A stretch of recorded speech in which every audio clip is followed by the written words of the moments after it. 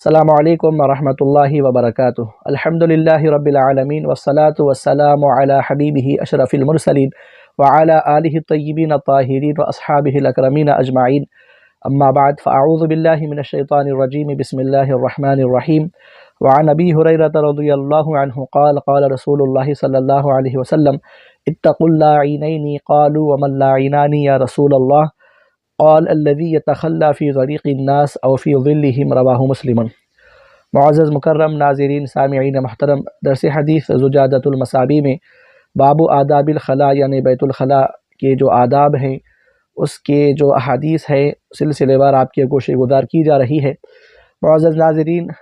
جیسا کہ سب لوگ جانتے ہیں کہ دین اسلام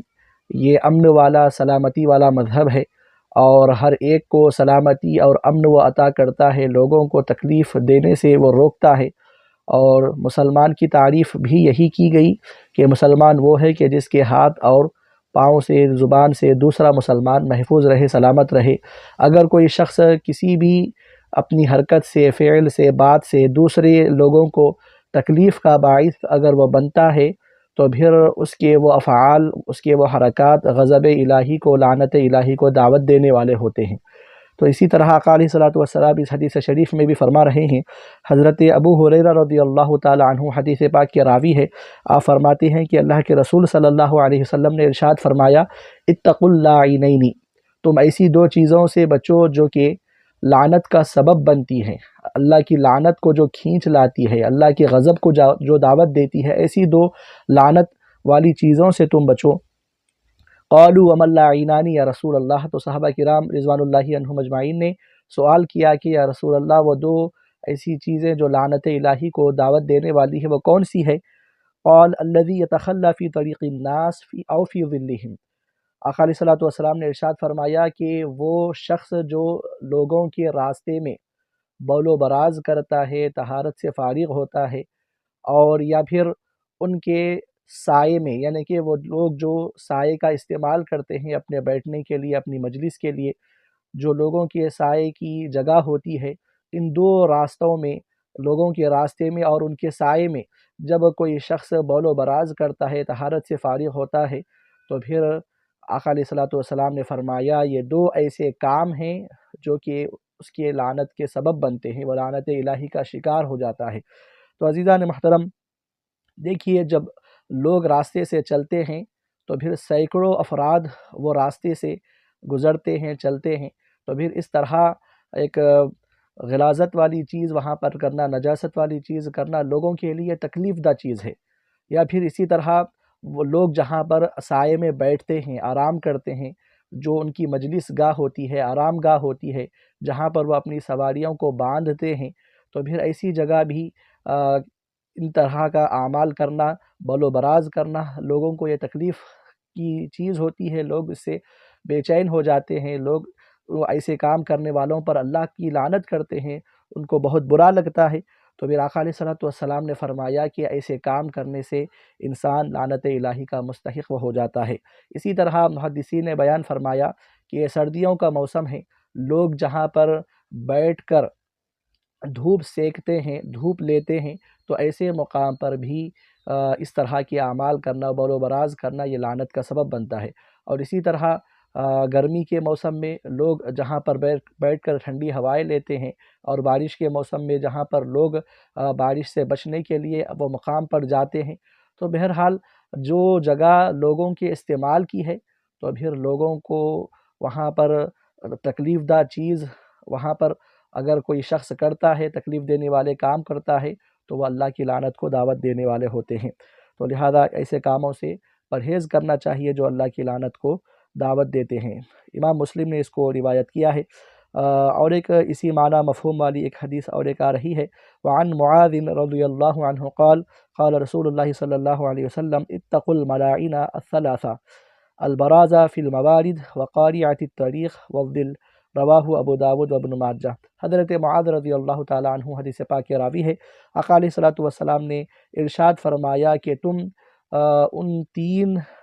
مقامات سے جو کہ لعنت کا سبب بنتی ہے، جو کثرت سے لعنت کا سبب بنتی ہے، ایسی تین لعنت کا سبب بننے والی چیزوں سے تم اپنے آپ کو بچاؤ، اس سے تم پرہیز کرو۔ سب سے پہلا بتلایا گیا البراز فی الموارد، لوگوں کی جو پانی پینے کی، چشمے کی، نہر کی جو گھاٹ ہوتی ہے، جو پنگھٹ ہوتا ہے، لوگ جہاں پر جا کر پانی پیتے ہیں، تو ایسے مقامات پر بول و براز کرنا، طہارت سے فارغ ہونا، تو یہ پھر لوگوں کے لیے وہاں پر گندگی کا وہ باعث ہوتا ہے، لوگوں کے لیے بیماریوں کا وہ ذریعہ بنتا ہے۔ تو پھر آقا علیہ الصلوۃ والسلام نے فرمایا کہ لوگوں کے لیے چشمے اور نہر کا یا پھر جو بھی موجودہ وقت کے حساب سے جو بھی ان کے کھانے پینے کی جو جگہ ہے، ایسے مقامات پر بول و براز کرنا یہ لعنت کا سبب ہوتا ہے۔ وقاریات الطریق، اور اسی طرح لوگوں کے راستے میں اس طرح کا عمل کرنا، بول و براز کرنا، یہ بھی لعنت کا سبب ہوتا ہے۔ اوپر بھی حدیث شریف میں اس کا ذکر گزر چکا ہے، وَالظِّلِّ، اور اسی طرح لوگوں کے سائے میں۔ تو لوگ جہاں پر سائے کا استعمال کرتے ہیں، ایسے مقامات پر جہاں پر لوگ ٹہلتے ہیں، تو پھر ایسے تمام مقامات پر اس طرح کا عمل کرنے سے پرہیز کرنا چاہیے، وگرنہ وہ لعنت الہی کا وہ شکار ہو سکتا ہے۔ اس حدیث کو امام ابو داؤد نے، ابن ماجہ نے روایت کیا ہے۔ اور ایک حدیث شریف سماعت کرتے چلے، وعن ابی قتادہ رضی اللہ عنہ قال قال رسول اللہ صلی اللہ علیہ وسلم اذا شرب احدکم فلا يتنفس في الاناء واذا اتى الخلاء فلا يمس ذكره بيمينه ولا يتمسح بيمينه، متفق علیہ۔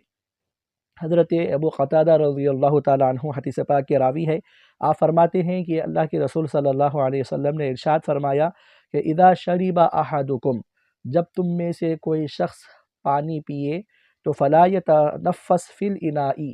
تو اس کو چاہیے کہ وہ برتن میں سانس نہ لے، جس برتن سے وہ پانی پی رہا ہے وہ برتن میں سانس نہ لے۔ عزیزان محترم، قربان جائیں حضور نبی مکرم صلی اللہ علیہ وسلم کی وہ تمام سنتوں پر جو آقا علیہ الصلوۃ والسلام نے ہم کو سکھلائی، ہم کو تعلیم دی ہے۔ آج سائنس گزرتے وقت کے ساتھ ساتھ آقا علیہ الصلوۃ والسلام کے سنتوں کی جو افادیت ہے، ایک ایک کر کر اس سے پردہ اٹھاتی جا رہی ہے۔ آقا علیہ الصلوۃ والسلام نے ہر نقصان دہ چیز سے اپنے امتیوں کو بچایا۔ تو پھر گلاس میں، برتن میں جس سے ہم پانی پیتے ہیں، اس میں سانس لینا بھی یہ ہمارے لیے نقصان دہ ہے۔ اور آج کی سائنس بھی یہ کہتی ہے کہ انسان کے سانس میں لاکھوں قسم کے بیکٹیریاز ہوتے ہیں، جراثیم ہوتے ہیں۔ جب وہ سانس پانی میں چھوڑتا ہے تو پھر وہ جراثیم پانی کے ذریعے اس کے پیٹ میں داخل ہوتی ہے، تو پھر اس کے لیے وہ بدہضمی کا اور انفیکشن کا اور گلے کی خرابی کا کئی ایک سینکڑوں ایسی بیماریاں ہیں۔ اور خاص طور پر چھوٹے بچے جب اس طرح کا عمل کرتے ہیں تو ان کے لیے تو یہ بہت زیادہ خطرے والی چیز ہوتی ہے۔ سائنس آج یہ تسلیم کرتی ہے کہ انسان کی سانس میں زہریلے مادے ہوتے ہیں، بیکٹیریا ہوتے ہیں۔ تو پھر آقا علیہ الصلوۃ والسلام دیکھیے کتنی پیاری سنت ہے آقا علیہ الصلوۃ والسلام کی، ایک تو سنت بھی ہے اور دوسری طرف طبی اعتبار سے انسان کو فائدہ اس سے پہنچتا ہے۔ تو آقا علیہ الصلوۃ والسلام نے فرمایا فلا یتنفس فی الاناء، اس کو برتن میں سانس نہیں لینا چاہیے بلکہ 3 سانس میں پانی ٹھہر کر پینا چاہیے۔ یہ آقا علیہ الصلوۃ والسلام کی سنت ہے، تاکہ اس کو وہ زیادہ پانی پینے کا بھی احساس ہو اور اس کی پیاس بھی آسانی سے بجھ جائے اور آسانی کے ساتھ اس کے گلے سے پانی اترے۔ ایک ساتھ اگر پئیں گے جس طرح اونٹ پانی پیتی ہے تو پھر اس کے لیے تکلیف کا وہ ذریعہ ہوتی ہے۔ اور آقا علیہ الصلوۃ والسلام نے فرمایا اذا اتی الخلاء فلا یمس ذکرہ بیمینہ، کہ جب تم بیت الخلاء کو آؤ فلا یمس ذکرہ بیمینہ، تو پھر اپنے دائیں ہاتھ سے، سیدھے ہاتھ سے وہ اپنی شرمگاہ کو نہ چھوئے۔ عزیزان محترم، دایاں ہاتھ یہ برکت کا باعث ہوتا ہے، خیر کے کاموں میں، اچھے کاموں میں دائیں ہاتھ کا استعمال ہوتا ہے، اور وہ مقام نجاست ہوتا ہے۔ تو لہذا آقا علیہ الصلوۃ والسلام نے فرمایا کہ تم اپنے سیدھے ہاتھ سے، دائیں ہاتھ سے اپنی شرمگاہ کو نہ چھو، ولا یتمسح بیمینہ، اور نہ ہی اپنے سیدھے ہاتھ سے طہارت تم کو لینا ہے۔ تو یہ دونوں کام تم کو نہیں کرنا ہے، کیونکہ سیدھے ہاتھ سے خیر والے کام کیے جاتے ہیں، اچھے کام کیے جاتے ہیں۔ تو پھر آقا علیہ الصلوۃ والسلام نے ایسے ہی فعل سے ہم کو منع فرمایا ہے۔ متفق علیہ، امام بخاری مسلم نے اس حدیث کو روایت کیا ہے۔ آخر میں اللہ سے دعا ہے مولا کریم ہم کو ان احادیث پر عمل کرنے کی توفیق عطا فرما، آمین۔ وما علینا